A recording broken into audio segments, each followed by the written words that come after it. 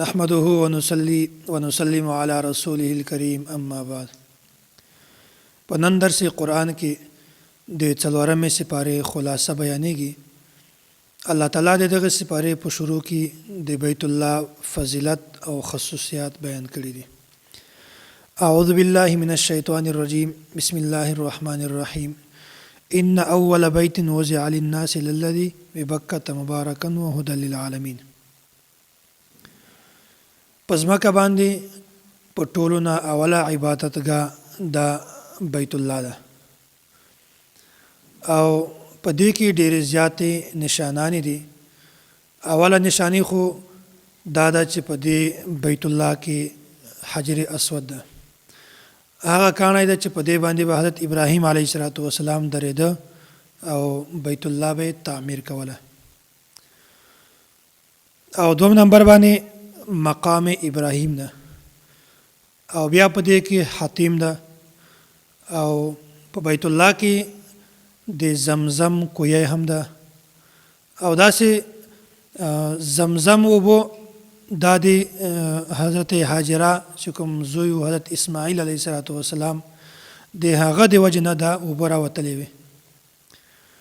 نو په دې ځای کې ډېرې زیاتې نشانانې دي او دا حج کومه ده دا هم یوه بنیادي او اهم فریضه ده.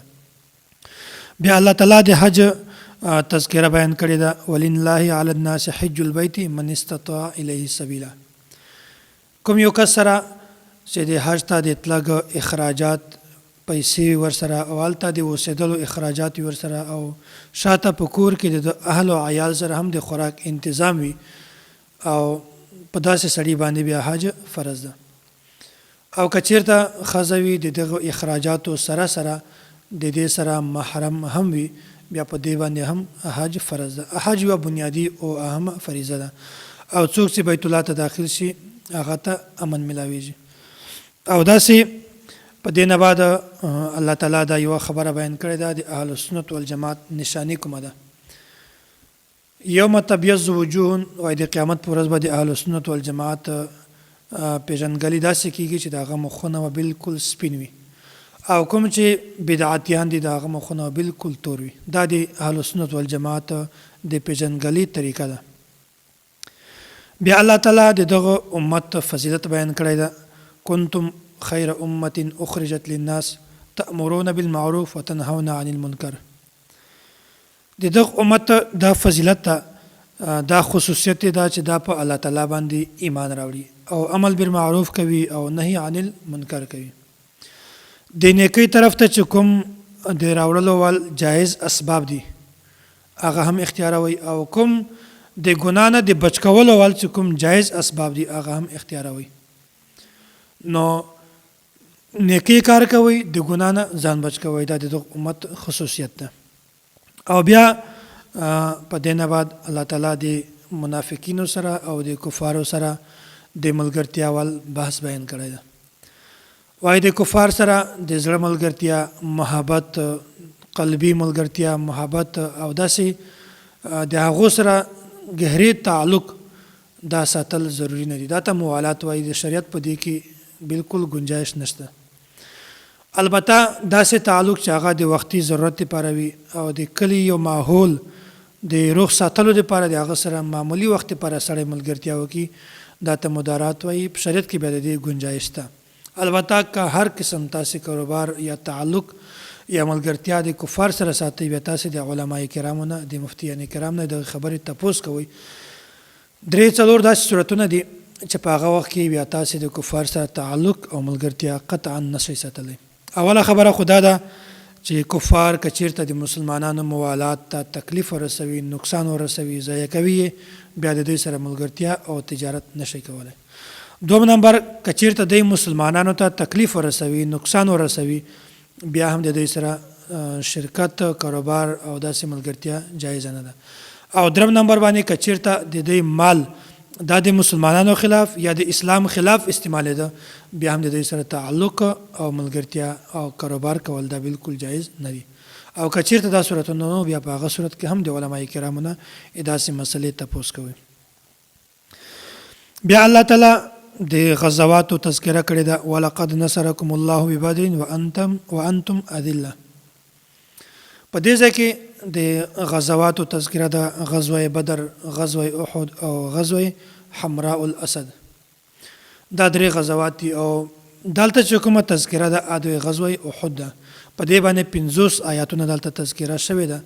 خو اوله په دې نه مخکې دا خبره چې په اسلام کې په ټولو نه اول هغه جنگ چې هغه د حق او د باطل په منځ کې فرق کړی ده هغه د جنگ بدر. دا هغه جنگ چې په دې کې مسلمانانو ته فتح حاصله شوه او د مکې چې کوم مشرکینو هغه ته شکست نصیب شو. او داسې بیا دوی ډېره زیاته تیاری شروع کړله چې مخته خو مونږ شکست خوړلی ده، اوس چې آینده جنګو کې مونږ شکست نه وخورو.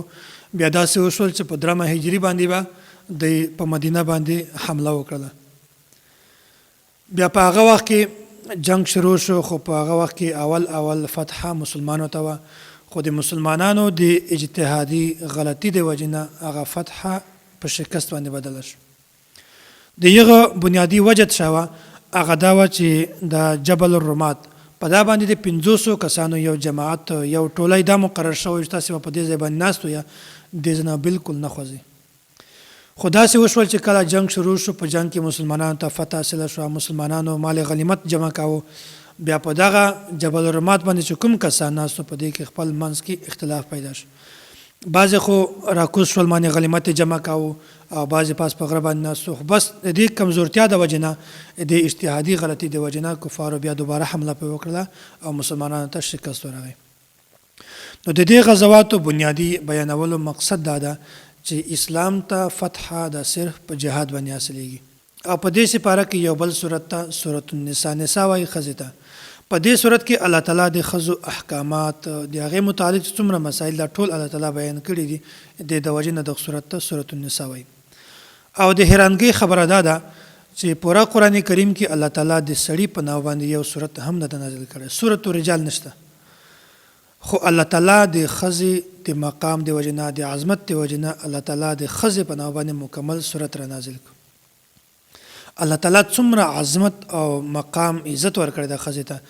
خو بیا که څوک د دغې پروپیګنډې نه خلک متاثره شي چې الله تعالی اسلام ښځې ته خپل عظمت مقام نه ده ورکړی دی، اسلام ښځې ته حقوق نه دي ورکړي، دا بالکل نه انصافي ده. داسې خبره کول نه دي پکار. الله تعالی څومره زیات عزت مقام او مرتبه ورکړې ده د ښځې ته، الله تعالی حقوق بیان کړي دي د ښځې وال چې الله تعالی د سورة النساء په نام باندې پر یو سورت را نازل کړی ده. سورة الرجال په نام باندې الله تعالی سورت نه ده نازل کړی. او داسې الله تعالی ډېر زیات د حقوق بیان کړي دي. او دې نه مخته الله تعالی د یتیم سړي د مال حفاظت دا خبره هم بیان کړې ده چې کوم د یتیم مال وي دا بالکل مه ضایع کوئ، دا یتیم ته ور حواله کوئ. او کله داسې هم مه کوئ چې کله د یتیم روغ مال وي تاسې په کچره مال باندې بالکل بیکاره مال باندې بدل کړئ. نه، داسې هم مه کوئ، بلکې د یتیم د مال دا ډېر زیات تاسې حفاظت کوئ. بیا الله تعالی دا د تعداد ازواج الله تعالی دا خبره بیان کړې ده چې کوم سړی 4 ښځې کولی شي او کوم 4 نشي کولی. دا یې اصول بیان کړی ده. فانکحوا ما طاب لکم من النساء مثنى وثلاث ورباع. الله تعالی د 4 ښځو پورې د نکاح کولو اجازت ورکړی ده چې یو کس دا 4 نکاح کولی شي. خو دې دپاره یو شرط ده چې هغه سړی دا 4 نکاح کولی شي چې هغه سره طاقت وي.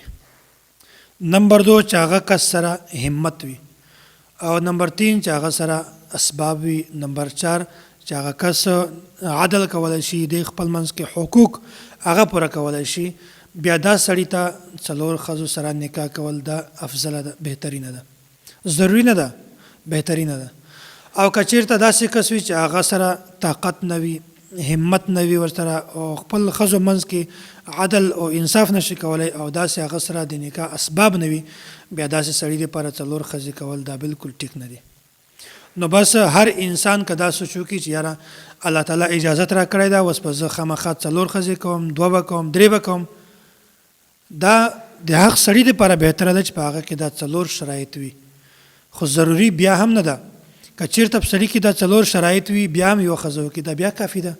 هیڅ مسله نشته، خو صرف د دغه شرایطو خیال ساتل ضروري دي چې هغه سره طاقت وي، همت وي او عدل انصاف کولی شي او هغه سره د نکاح اسباب وي. دا څلور خبرې باندې تاسې زیات عمل کوئ. بیا مخته الله تعالی د میراث وال حکم بیان کړی ده چې الله تعالی د سړو میراث حصص چې کومه دي هغه بیان کړي دي، او د بچیانو والے حصې چې کومه دي هغه بیان کړي دي، او د ښځو والے حصه چې کومه ده هغه هم الله تعالی بیان کړې ده.